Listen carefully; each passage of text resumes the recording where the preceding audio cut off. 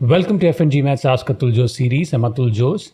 Today I explain the 5 rules to manage your supervisors for MBA application recommendation letters. This is a tricky topic to cover, and I don't think many of you fully understand the challenges you are likely to face when you request a recommendation letter. Over the past 10 years, I've seen so many interesting dynamics between supervisors and applicants from technology, military, investment banking, marketing, consulting, and engineering backgrounds. Each interaction I had as part of FNG Maths recommendation letter editing service has given me insights into following certain best practices. Number 1, establish a protocol for communication. As in any professional setting, you're expected to write an email with a balanced tone and convey the requirement for the recommendation letter. You should bring the person to the center stage and emphasize the value of the letter for admissions and reiterate how the essays and the letter must match. Ideally, meet the person outside a professional context in a cafe or in a neutral venue. For conveying such an important message, a chat or email as the first communication might diminish the seriousness of your goal. You might be comfortable with internal chat apps and voice messages. I recently got a request for an important tax document from a former employee through chat. And I found it absurd that someone would request such an important document through chat. No matter how much we have evolved with communication, stick to email as your default communication tool. Let's say you have relocated or the supervisor is traveling and email is the only option for the first interaction. Write an email with the entire context, why an MBA, the importance of a recommendation letter, the value of the supervisor's voice in the letter,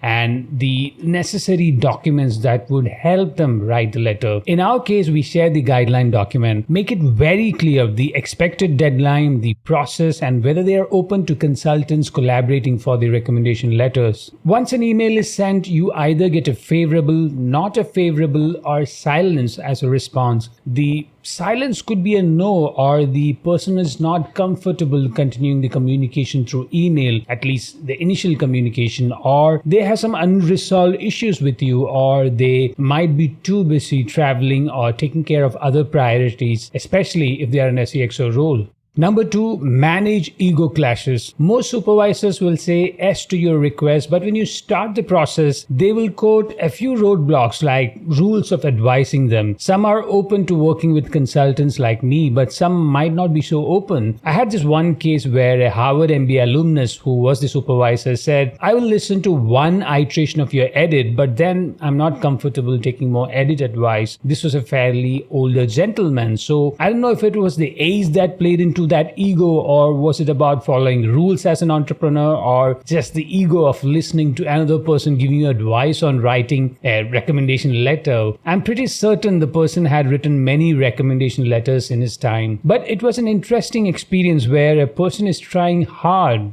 really hard, not to let his ego come in between what he could do for his employee. In such cases, what we do at FNG Math is offer a guideline document. So this way, the supervisor gets a document with a clear to-do list and traits that they need to highlight for each school. A few examples of the applicant's contribution to the project, to the team, and to the organizations are also highlighted in the document. So any supervisor who shows hesitancy to collaborate with consultants or with an external editor, the guideline document that we provide at FNG Math is an ideal deliverable for the supervisor. Then there are those supervisors who are maybe just 2 to 3 years older than you. If they have an MBA and a realistic understanding of the value of the program, the ego for such supervisors come if they are from a tier 2 school and the schools you are targeting is an M7 school. Even within M7, there is a hierarchy. They know the exact value of their recommendation letter. It is to improve your odds for success at a rate much higher than what they are likely to achieve. This could lead to some friction, but if the supervisor is a balanced individual, you don't have to worry about the person turning hostile. The biggest challenge, however, is for those supervisors who have no master's or an MBA degree. They certainly know the career stagnation they are likely to face or are already facing it. For many, this ego from insecurity is unlikely to happen, but I've seen it happen quite a few times with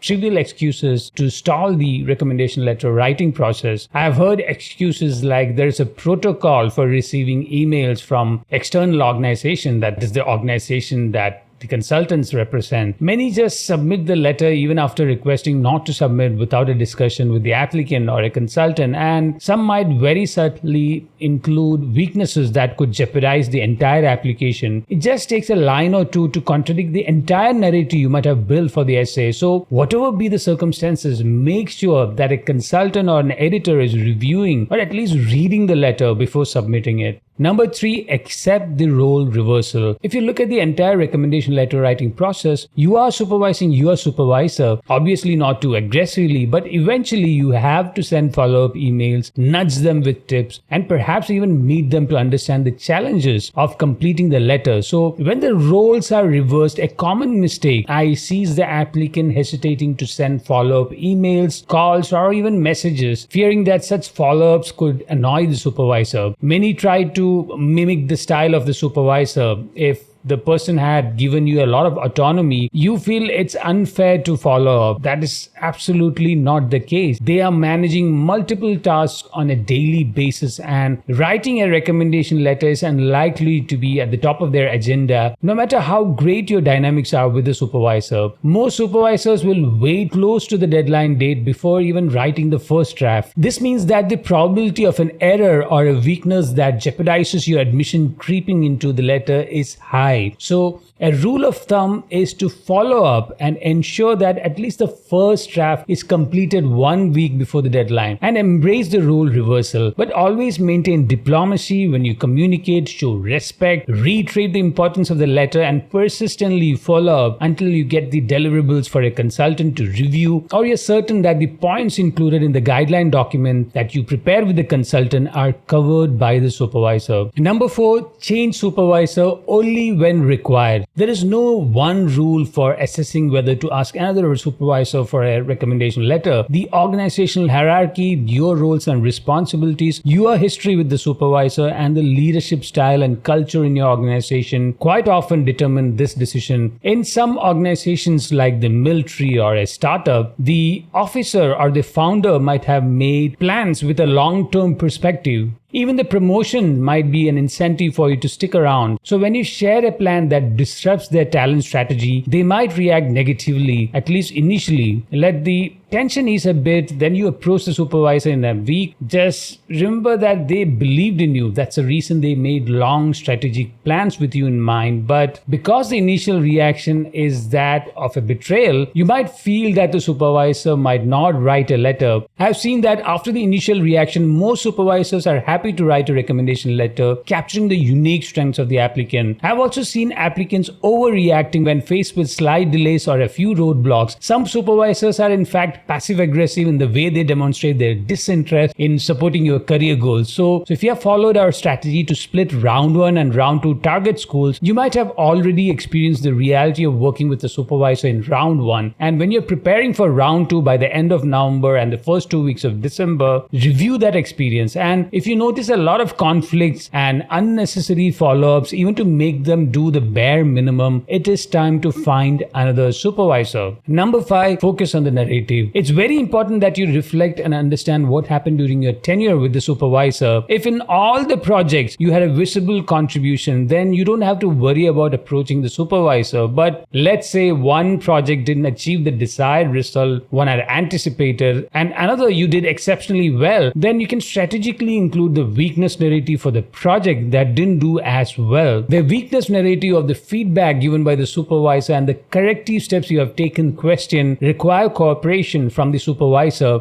They could very easily cite an example that touches on a lack of maturity or weakness in communication, both of which can jeopardize your admission chances. If you can't directly guide them, you can cite your consultant saying something like, "My consultant suggested that the weakness about my reaction is not appropriate for an MBA application." This way, you have a scapegoat in us, the consultants, and your relationship with the supervisor is intact. You must be very very careful not to overdo the management of the weakness part. This is an area where the supervisor can get a little annoyed with you. They would feel that the integrity of the application process is violated when you suggest another weakness that is less detrimental to your admission chances. One way to neutralize this problem is to share an overview of the narrative that you have used for the essay, not the actual essay, only the overview. This is to avoid supervisors from borrowing phrases from your actual essay. That's a recipe for rejection when you have essays and letters with similar phrasing. The supervisor cites an example where you overreacted to a setback or it affected your dynamics in the organization, then the entire narrative for the essay won't work. So you have to reiterate why such contradictions are harmful to your application. For the strengths part of the letter, offering a bird's eye view and balancing metrics with narrative is important for an authentic letter. Even if the metrics are not often mentioned in the letter, the narrative is extremely important. Make sure that they don't write the letter as an essay with a lot of storytelling. That's a first tell that the letter has been written by the applicant or they have supervised the entire process. Then there are some supervisors who will suggest that you write the letter and they would just edit it and sign it. Try to get the first draft, but if they don't agree, to be honest, you can't do much about it if that is the only person who's likely to write the letter. In such cases, taking assistance from someone else who can write in an authoritative voice is one way to go. Don't write your own letters. For help with managing the entire MBA application recommendation letters, subscribe to FNGMAT's One School MBA recommendation letter editing service